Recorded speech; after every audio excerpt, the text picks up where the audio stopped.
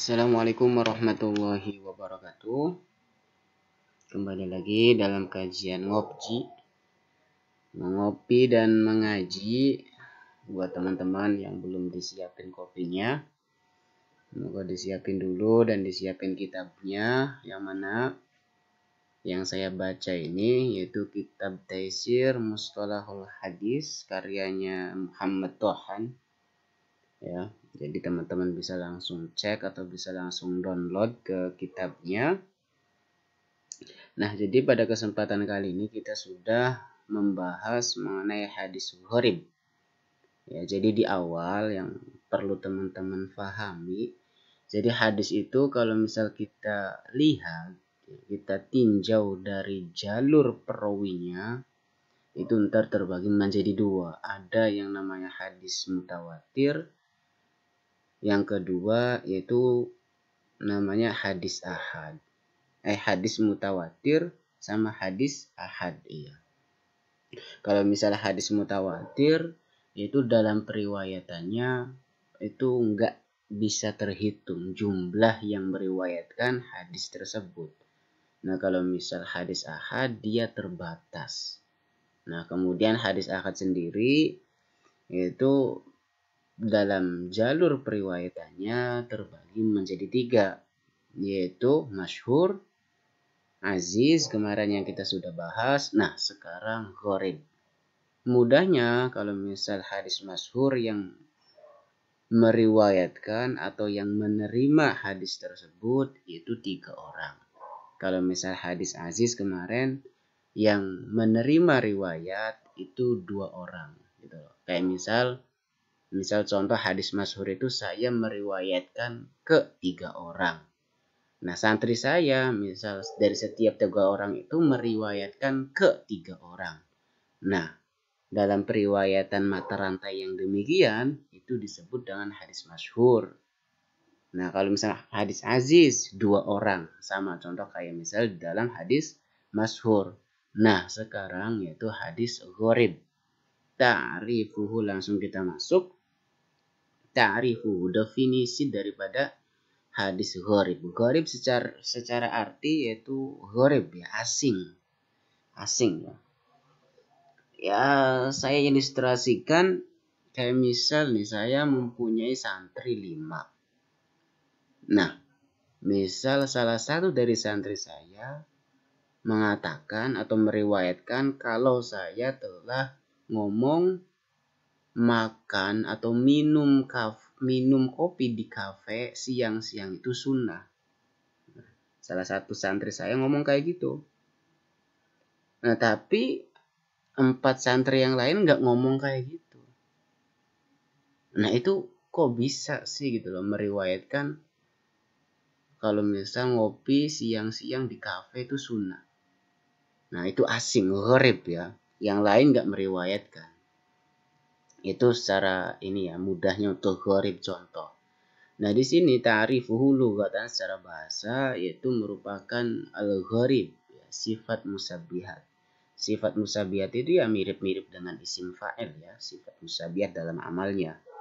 Ya, antar teman-teman bisa cek di channelnya Amin Hafidin Bushro ya, untuk mengenai apa itu sifat musabbihat ya, sekalian promosi. Yaitu bimakna al-munfarid, yaitu mempunyai al-munfarid ya, yang sendiri ya, munfarid sendiri. Awil ba'idi kalau misalnya ngikut kepada bimakna al-munfaridi ya, awil ba'idi atau jauh an aqoribihi, dari kerabatnya. Qorib secara bahasa yaitu mempunyai makna satu atau mempunyai makna jauh dari kerabat, al-gharib. Nah, kemudian secara istilah huwa ma yanfaridu biriwayatihi rawin wahid. Yaitu suatu hadis yanfaridu yang sendiri ya, menyendiri, sapa rawin wahidin. Nah, di sini fa'ilnya sapa rawin wahidin biriwayatihi. Mudahnya yaitu yang meriwayatkan hadis tersebut yaitu satu orang doang, satu orang tok gitu ya. Ya kayak tadi contohnya gitu loh, yang lain nggak tahu. Tapi satu orang tersebut kok bisa meriwayatkan hadis? Nah, satu orang. Nah, kemudian syarah ta'rif, penjelasan dari ta'rif di atas, definisi di atas, yaitu huwa al hadis alladhi yastaqillu biriwayatihi syakhsun wahid, yaitu hadis yang yang mudahnya yastaqillu itu sendiri, independen, ya. Syakhsun wahidun, satu orang yang meriwayatkan. Mudahnya ya dia yang meriwayatkan hadis tersebut hanya seorang. Imma fi kulli tabaqatin min tabaqatis sanad, baik dalam setiap mata rantainya, ya. Jadi saya misal meriwayatkan kepada satu orang. Satu orang di bawah saya meriwayatkan satu orang. Nah, mata rantainya itu dalam meriwayatkan itu satu orang aja. Sanad itu kan silsilatul rijal, ya. Silsilatul rijal itu rawi. Turun. Nah, mata rantainya yaitu satu orang saja yang meriwayatkan hadis. Au fi ba'di tabaqatis sanad, atau dalam sebagian mata rantai atau tingkatan sanad. Walau fi tabaqatin wahidah, ya meskipun dalam tingkatan satu gitu loh. Jadi tetap satu. Wala tadurru az-ziyadatu an wahidin fi baqi tabaqatis sanad. Jadi tidak bahaya ketika misal lebih daripada satu di dalam tabaqatis sanad al-baqi. Ya, al-baqi itu tuh yang yang akhir gitu loh. Tapi ntar di atasnya misal dari sahabat satu, ya. Tabi'in satu, tapi ntar di akhir lebih daripada satu. Tetap ntar dinamakan hadis gharib. Li'annal ibrah lil aqal, karena ntar itulah yang paling sedikitnya itu ntar yang ibrah yang dianggap, ya. Oke. Kalau misal dari penjelasan ta'rif di sini, mudahnya untuk hadis gharib itu ya hadis yang diriwayatkan oleh satu orang, baik itu dalam tabaqatus sanad, mata rantainya seorang perawi, atau di dalam beberapa tabaqat sanad yang meriwayatkan satu orang. Oke, itu mengenai satu ta'rif ya daripada hadis gharib. Nah, kemudian tasmiyatun saniyatun lahu, yaitu ada penyebutan yang kedua untuk hadis gharib. Jadi ada penyebutan lain daripada hadis gharib. Yutlaqu katsirun minal ulama 'alal gharib isman akhar. Nah, kebanyakan ulama yutlaqu menyebutkan 'alal gharib terhadap hadis gharib itu isman akhar, dengan nama lain. Itu al-fard. Al-gharib juga disebut juga dengan nama al-farad, yang mana ala annahuma keduanya itu mutarodifani, sinonim, ya. Nah, tapi di sini wa ghayara ba'dul ulama bainahuma. Nah, ada sebagian ulama itu memandang beda di antara keduanya. Faja'ala kullan minhuma naw'an mustaqilan, dan yang sebagian ulama itu mengatakan dari keduanya ya memiliki yang mustakil, ya. Jadi sendirinya itu ya masing-masing, bukan hal yang sama. Nah, akan tetapi lakinnal hafidz Ibnu Hajar ya'tabiruhuma mutaradifaini lughatan wastilahan. Tapi menurut Ibnu Hajar, ya beliau menganggap keduanya antara farad dan gharib itu merupakan mutaradifain, sinonim, ya, baik itu secara lughatan wastilahan. Illa annahu qol, hanya saja beliau Ibnu Hajar mengatakan inna ahlal istilah khayaru bainahuma min haitsu kasratal istimal wa qillatihi. Ya, ahlul istilah, ahlu terminologi itu mereka yang mengatakan berbeda gitu, di antara keduanya, antara farad dan gharib ya secara istilah. Dari apa? Min haitsu kasratil istimal wa qillatihi, dari segi banyaknya digunakan dan sedikitnya, ya, banyaknya digunakan dan sedikitnya digunakan dalam kata farad dan gharib. Ya, ada perbedaan gitu loh secara mustalah gitu loh. Menurut ini ba'dul ulama tadi. Jadi sini fal farad aktsaru ma yutlaqunahu 'alal fardil mutlaq. Nah, pada kata farad itu kebanyakan mereka menyebutnya gitu loh. Yaitu apa? Fardil mutlaq. Fardil mutlaq. Nah, kalau misal farad mereka mengatakan atau menyebutkan dengan fardil mutlaq. Kalau misal gharib mereka menyebutnya dengan fardin nasbi atau fardin nisbi, ya, fardin nisbi.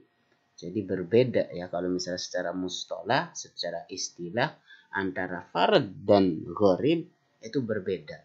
Kalau farad itu fardil mutlak, kalau misalnya gharib fardin nisbi. Yang keduanya itu berbeda. Oke, adik seruput dulu teman-teman kopinya ya.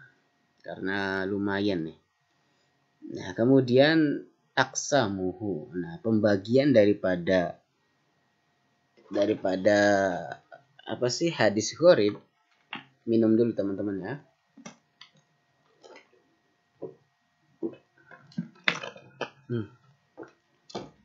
Di sini lagi musim panas, jadi harus minum air dingin.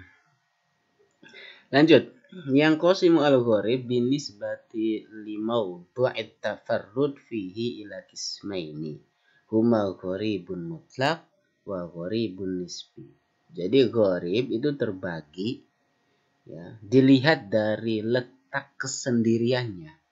Dari letak kesendiriannya ya. Itu terbagi menjadi dua bagian. Yang pertama ada gharib mutlaq dan yang kedua ada gharib nisbi.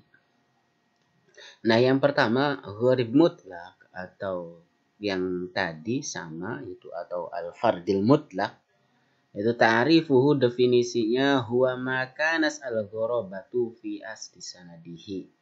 Gharabah ya, yaitu hadis yang dalam keasingannya, dalam gharabah ya, asing, dalam keasingannya fi asli sanadihi, yaitu pada asal sanadnya. Jadi pada asal sanadnya itu sudah asing gitu loh. Karena pamayan faridu biriwayatihi sahsun wahid fi asli sanadihi, yaitu mahadis yang faridu sahsun wahid, yaitu seseorang yang sendiri ya, biriwayatihi dalam meriwayatkan fi asli sanadihi pada asal sanadnya. Ya, jadi asal sanadnya itu yang meriwayatkan hanya satu orang. Gampangnya misal sahabat, dia menerima hadis dari Nabi. Nah, sahabatnya itu menerima hadis dari Nabi ini, posisinya dia sendiri. Nah, itu dinamakan hadis gharib bil mutlak atau al-fardil mutlak. Nah, contoh di sini hadis innamal amalu binniyat. Sesungguhnya amal itu binniyat, tergantung dengan niatnya. Nah, di sini tafarrada bi Umar bin Khattab radhiyallahu anhu. Nah, Umar di sini Umar bin Khattab bin tafarrada bihi. Ya, sendiri gitu. Nah, ini hadza wa qad yastamirru tafarrud ila akhir sana. Dan hadis ini itu kesendiriannya itu sampai berlangsung ya, sampai akhir sanad, sendiri dalam periwayatannya. Wa qad yarwihi an dzalika al-mutafarrid adadun minar ruwat. Nah, dan terkadang yang meriwayatkannya itu beberapa rawi. Gak maksudnya di sini ntar di akhir yang meriwayatkannya itu ada beberapa, tapi ntar di atas pada asal sanadnya itu dia yang meriwayatkan sendiri. Kayak misal di sini Umar, Umar tuh menerima hadis ini posisinya sendiri, maka itu disebut dengan hadis gharibil mutlak. Nah, kalau misalnya gharibin nasbi, itu hadis yang nisbi ya. Nisbi, bahasa Indonesia sudah nisbi ya. Kayak misal adanya kita juga kan sesuatu yang nisbi ya. Atau al-fardin nisbi, yaitu definisinya ta'rifuhu maka nas al-gharabatu fi asna isanadihi. Keasingannya itu dia terdapat hadis yang keasingannya gitu loh, itu terdapat atau nampak pada tengah-tengah sanadnya. Kalau misal tadi al-gharibil mutlak, itu keasingannya itu sudah di awal. Ya, kayak misal sahabat Umar, dia menerima hadis itu sendiri.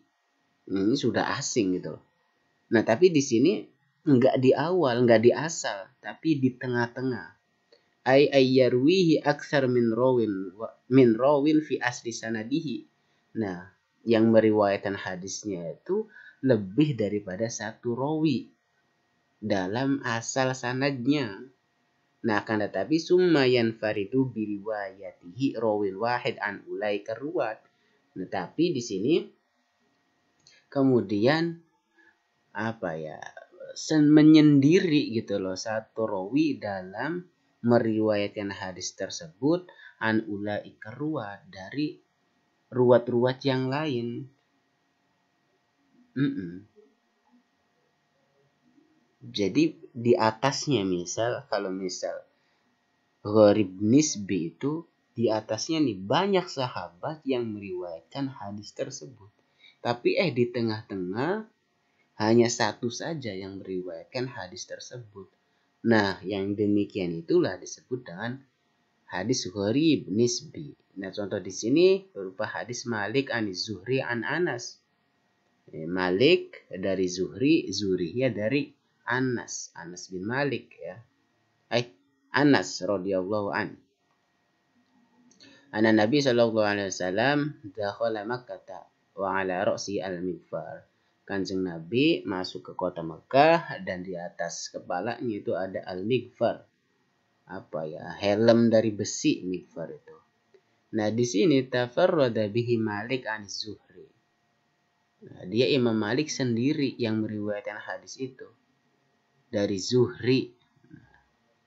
Nah, dari Zuhri dia sendiri ya, tapi di atasnya para sahabat banyak yang meriwayatkan itu. Nah, mungkin itu dulu ya untuk penjelasan daripada hadis gharib. Yang pasti hadis gharib itu kalau misal kita ngelihat kembali lagi ke ta'rif secara lughat dan wastilahan, yaitu hadis yang diriwayatkan oleh satu orang. Ini dilihat dari jalur periwayatannya. Itu saja, mudah-mudahan ada manfaatnya. Kalau ia suka jangan lupa like, comment, dan subscribe. Akhirul kalam, wassalamualaikum warahmatullahi wabarakatuh.